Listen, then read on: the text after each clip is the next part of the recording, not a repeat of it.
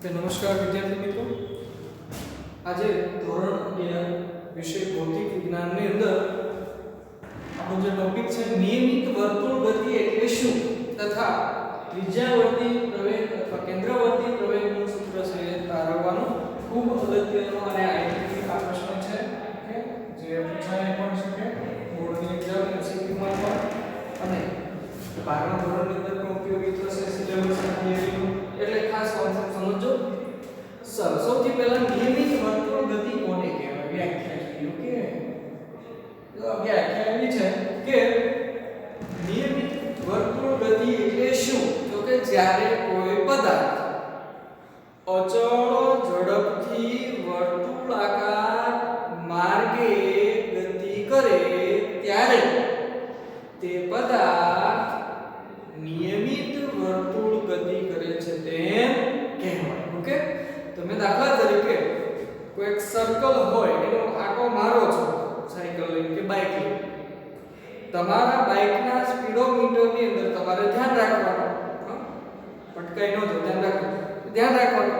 તમારું બાઇક દાખલા તરીકે તમે 20 કિલોમીટર પ્રતિ કલાકની ઝડપથી વર્તુળનો એક ચક્કર મારો ત્યાં સુધી તમારા બાઇકના જે સ્પીડોમીટર છે એની અંદર કાંટાનું અવલોકન 20 પર જ રહેતું હોય તો ત્યારે તમે એવું કહી શકો કે મારા બાઇકની ઝડપ જે ગોળ રાઉન્ડ ફેરવો ત્યાં સુધી એક સરખી 20 કિલોમીટર પ્રતિ કલાક જેટલી જ રહી, એટલે મેં અચળ ઝડપથી વર્તુળાકાર માર્ગ છે એ કર્યો કહેવાય. તો મિત્રો, અચળ ઝડપની કે નિયમિત વર્તુળ ગતિ કોને કહેવાય એની ડેફિનેશન થાય કે અચળ ઝડપથી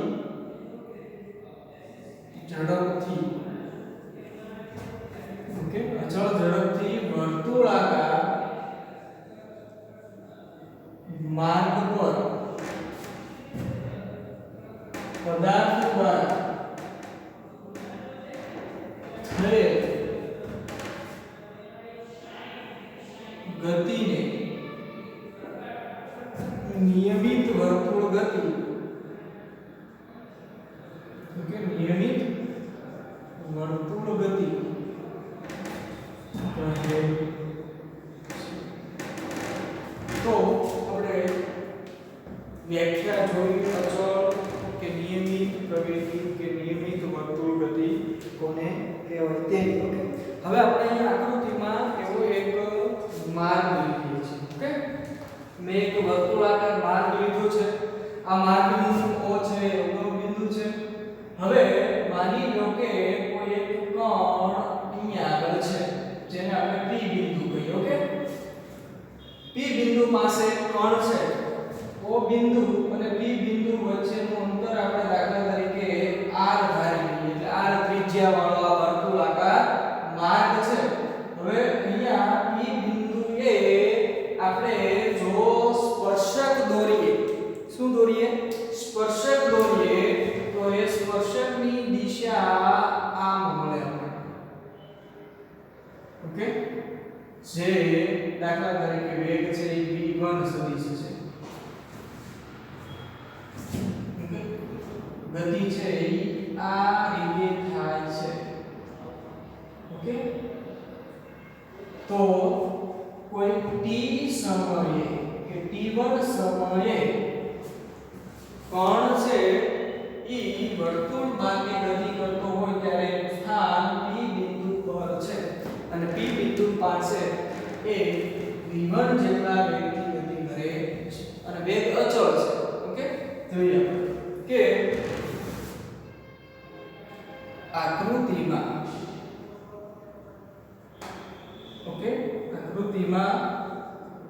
અચળ ઝડપથી એક પણ સ્મોલ r ત્રિજ્યાના વર્તુળાકાર માર્ગ પર ગતિ કરે. ઓકે, હવે પ્રશ્ન એવો કે કોઈ માર્ગ ઉપર જો એનો વેગ છે એ બદલાતો ન હોય, એક સરખો રહેતો હોય એટલે કે અચળ રહેતો હોય તો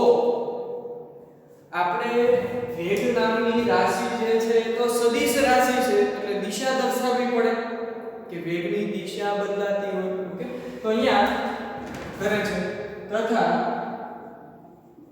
તે માર્ગે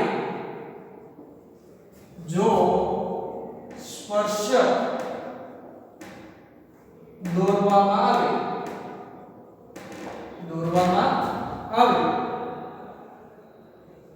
તો તે સ્પર્શક તે બિંદુએ વેગની દિશા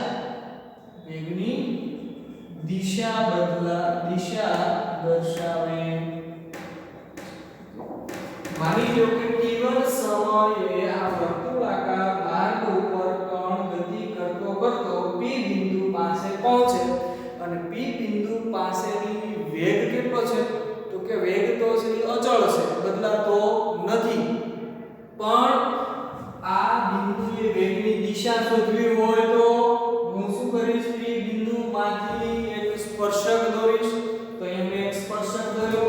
આ સ્પર્શક છે તે સમયે તે બિંદુએ વેગની દિશા દર્શાવે છે. ઓકે, ધારો કે આકૃતિમાં અહીંયા જોઈએ કે આકૃતિમાં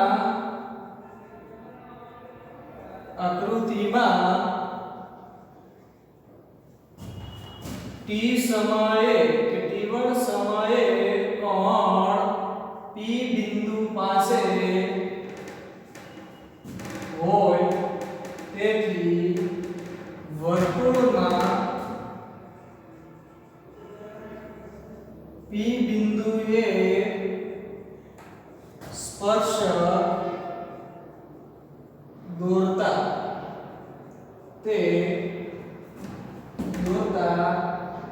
વેગ v1 ની દિશા દર્શાવે.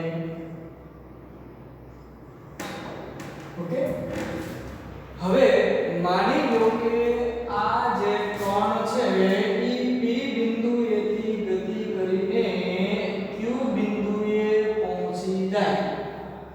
ઓકે, તો સ્વાભાવિક છે કે ભાઈ o બિંદુથી q બિંદુનું અંતર છે તો એટલું જ રહેવાનું છે, અચળ રહેવાનું છે, બદલાવાનું નથી. વર્તુળ માર્ગ છે એટલે ત્રિજ્યા છે બદલાશે નહીં.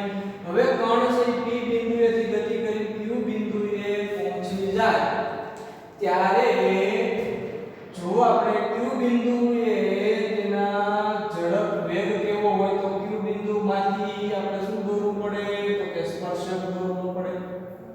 તો આ q બિંદુમાંથી આપણે સ્પર્શક દોર્યો જેને આપણે નામ આપીએ v2 સદિશ. તો જે વેગનું આપણને q બિંદુએ દિશા દર્શાવે છે. જો t2 સમયે તે કણ q પર પહોંચે તો v2 એ તે બિંદુએ વેગની દિશા દર્શાવે. ઓકે, આપણને t2 સમયની વાત કરીએ. હવે મિત્રો સમયના અમુક ગાળામાં કણ p થી લઈને q સુધી અંતર કાપે ત્યારે એનો વેગ છે v1 માંથી v2 જેટલો બદલાય છે. તો પ્રશ્ન એવો થાય કે આપણે આ જે ગતિ છે એને પ્રવેગી ગતિ કેવી રીતે કહી શકાય? કારણ કે એમાં પ્રવેગ ઉત્પન્ન થાય છે. ઓકે, તો અહીંયા જોઈએ કે અહીં વેગ અચળ છે, વેગનું મૂલ્ય અચળ છે, પરંતુ વેગની દિશા સતત બદલાય. આમ વર્તુળ માર્ગે થતી ગતિ એ પ્રવેગિત ગતિ કહેવાય. ઓકે, વર્તુળ ગતિ છે કે કહેવાય પ્રવેગિત ગતિ કહેવાય. કારણ કે આપણે પ્રવેગ ક્યારે ઉત્પન્ન થાય એ પણ તમને સમજાવી દઉં. પ્રવેગ ક્યારે આપણને તો કે વેગમાં ફેરફાર થાય, વેગના મૂલ્યમાં ફેરફાર થાય તો પણ પ્રવેગ ઉત્પન્ન થાય, વેગની દિશા બદલાય તો પણ પ્રવેગ ઉત્પન્ન થાય અને વેગના મૂલ્ય અને દિશા બંનેમાં જો ફેરફાર થાય તો પણ પ્રવેગ ઉત્પન્ન થાય છે. તો અહીંયા વર્તુળાકાર માર્ગ ઉપર ભલે તેનો વેગ છે એનું મૂલ્ય અચળ રહેતું હોય પણ મિત્રો એની દિશા સતત બદલાતી હોવાથી આ માર્ગે કંઈક પ્રવેગ ઉત્પન્ન થાય એટલે આવી ગતિને આપણે પ્રવેગિત ગતિ પણ કહેવાય. તો પ્રવેગ આપણે શોધવો પડે એટલે પ્રશ્નમાં મેં લખ્યું છે કે આવો પ્રવેગ છે એનું સમીકરણ પણ તારવવાનું છે. તો આપણે પ્રયત્ન કરીએ જેનું સમીકરણ છે એ આપણે મેળવીએ. તો જોઈએ કે અહીંયા કણ છે એ જે સ્થાનાંતર કરે છે એની વાત કરીએ કે ડેલ્ટા ટી સમયમાં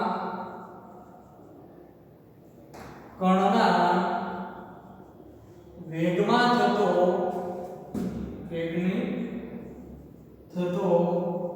ફેરફાર જો કેવો હોય જેને આપણે ડેલ્ટા v કહીએ તો પ્રારંભિક વેગ અંતિમ વેગ માઈનસ પ્રારંભિક વેગ એટલે કે v2 v1 છે તથા તેનું સ્થાનાંતર ડેલ્ટા r જેટલું મળે કે આ એનું સ્થાનાંતર છે. આ શું કહેવાય? સ્થાનાંતર કહેવાય જેને આપણે મિત્રો ડેલ્ટા r વડે પણ દર્શાવીએ. આ જે ખૂણો છે એ થીટા છે. ચાલો હવે હું પ્રવેગી ગતિનું સમીકરણ મેળવીશ. ઓકે, આ સમીકરણ મેળવવા માટે સૌથી પહેલા પ્રવેગની વાત કરીશું કે અહીંયા જે પ્રવેગ ઉત્પન્ન થાય છે એ પ્રવેગ છે એને આપણે કેન્દ્રગામી પ્રવેગ તરીકે કે વર્તુળાકાર માર્ગે છે એટલે ત્રિજ્યાવર્તી. તો હું અહીં એક આકૃતિ દોરું છું. આકૃતિને ધ્યાનપૂર્વક દરેક સમજશે કે હું O બિંદુમાંથી એક તૂટક રેખા દોરું છું. ઓકે, આવી રીતે.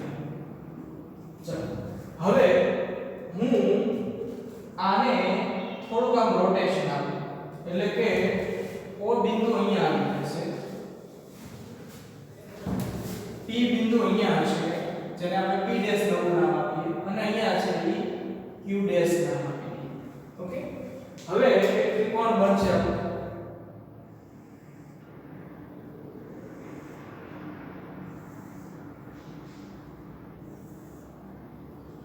આ જે સદિશ છે એ v1 છે. v1 ની દિશામાં જ આપણે સદિશ લેલો. પછી v2 ની દિશા છે એ આ દિશામાં છે, v2 ની દિશા. અને આ જે દિશા મળે એને કહેવાય ડેલ્ટા v. એટલે વેગમાં થતો ફેરફાર છે એની દિશા છે કોના તરફ છે? તો કે વર્તુળના કેન્દ્ર તરફની દિશામાં છે. ઓકે, એટલે આપણે જોઈએ તો અહીંયા આકૃતિ જે બે છે ભૂમિતિ ઉપરથી સમીકરણ મેળવીએ કે આકૃતિમાં ત્રિકોણ એક તમને ત્રિકોણ દેખાય OPQ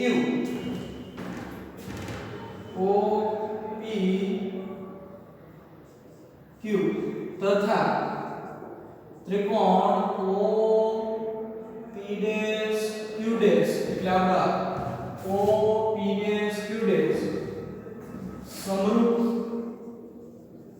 ત્રિકોણ છે અને સમરૂપ હોય તો એની બાજુઓને સરખાવી શકાય. બાજુઓને કેવી રીતે સરખાવતા કે જો આપણે આ ત્રિકોણ છે એને 1 નંબર કહીએ અને 2 નંબર કહીએ તો આ ત્રિકોણની બાજુ 1 એટલે દાખલા તરીકે P ડેશ Q ડેશ આપણે લઈએ. તેથી P ડેશ Q ડેશ છેદમાં હવે એની બાજુ સાથે કયા ત્રિકોણની તો કે બીજા ત્રિકોણની એની બાજુ કઈ તો કે PQ એને સરખાવવાની તો છેદમાં PQ બરાબર બીજી કોઈ એક બાજુ લો તમે દાખલા તરીકે OP ડેશ લઈ લે તો OP ડેશ અને છેદમાં આની કોઈ એક બાજુ એટલે OB લેવાય તો OB આવું થશે હવે આનું વિસ્તરણ આપણે કરીએ તો આવું થાય કે P ડેશ Q ડેશ જેને આપણે નામ આપ્યું ડેલ્ટા V સદિશ અહીં જોઈ શકો છો P dash Q dash delta V તથા PQ બરાબર શું છે તો કે ડેલ્ટા R છે બરાબર OP ડેશ O થી P ડેશ ને શું કીધું આપણે સદિશ V1 અને OP ને શું કીધું તો કે R ઓકે તો આવું સમીકરણ આપણને મળે આમાંથી આપણે ડેલ્ટા V ને કરતા બનાવીએ તો V1 છેદમાં R ગુણ્યા ડેલ્ટા R સદિશ આવું સમીકરણ મળે હવે હું પ્રવેગની વ્યાખ્યા મેળવું તો પ્રવેગની વ્યાખ્યા મુજબ પરંતુ અહીં એક કોન્સેપ્ટ એ પણ ધ્યાન રાખજો પરંતુ V1 એનું મૂલ્ય V2 નું મૂલ્ય એ કેવા છે સરખા છે એટલે આપણે શું લઈ લઈશું V લઈ લઈશું ઓકે એટલે શું લઈશું V લઈ લઈશું તો અહીંયા V લેવામાં આવે તો થાય ડેલ્ટા V બરાબર V1 ની જગ્યાએ V અને છેદમાં R ઇન્ટુ ડેલ્ટા R આવું સમીકરણ થાય ઓકે સમીકરણ નંબર આને આપણે 1 કહીએ પ્રવેગની વ્યાખ્યા અનુસાર પ્રવેગની વ્યાખ્યા મુજબ પ્રવેગ બરાબર શું થાય તો કે પ્રવેગ બરાબર વેગમાં થતો ફેરફાર છેદમાં સમયગાળો આવું સૂત્ર થાય ઓકે ડેલ્ટા V ના છેદમાં ડેલ્ટા T તો ચાલો ડેલ્ટા V ની કિંમત આપણે સમીકરણ 1 માં મેળવી છે તો સમીકરણ 1 ની કિંમત શું છે તો કે V ના છેદમાં R ડેલ્ટા R છેદમાં ડેલ્ટા T આવું થાય જો આમાં લિમિટ લેતા limit delta T tends to 0 તાત્કાલિક પ્રવેગ આપણે શોધવો છે એટલે તાત્કાલિક પ્રવેગ એટલે A બરાબર થાય limit delta T tends to 0 okay V ના છેદમાં R ડેલ્ટા સદિશ R છેદમાં ડેલ્ટા T આવું સમીકરણ મળશે ઓકે ત્યાર પછી આપણે જોઈએ કે વોચ કરીને દરેક મિત્રો લખી નાખશે ઓકે હવે આપણે જોઈએ કે તત્કાલીન વેગ ઉપરથી આપણને આવું મળે કે therefore પ્રવેગ બરાબર ઓકે v ના છેદમાં r limit delta t tends to 0 delta સદિશ r છેદમાં ડેલ્ટા અને આ લખાય v ના છેદમાં r આખાને કહેવાય dr by dt okay dr by dt પણ મિત્રો dr બાય dt એને શું કહેવાય તમે બધા જાણો છો કે વેગ છે એના બરાબર શું થાય v બરાબર તો કે dr બાય dt સ્થાનમાં થતા ફેરફારના સમયદરને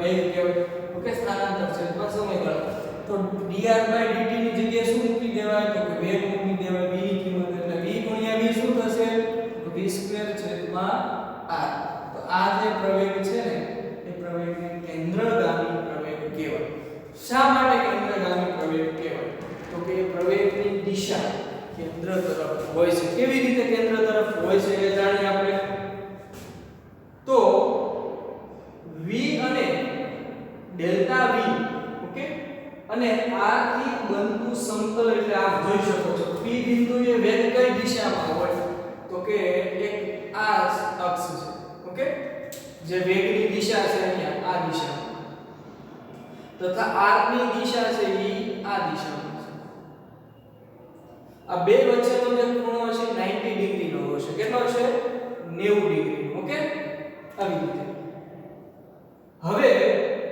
તમે જ્યારે v ક્રોસ r કરો ઓકે એટલે કે અહીંયા આપણી પાસે સૂત્ર જે છે એ સૂત્ર અનુસાર જો v ક્રોસ અહીંયા છે ને v ક્રોસ ડેલ્ટા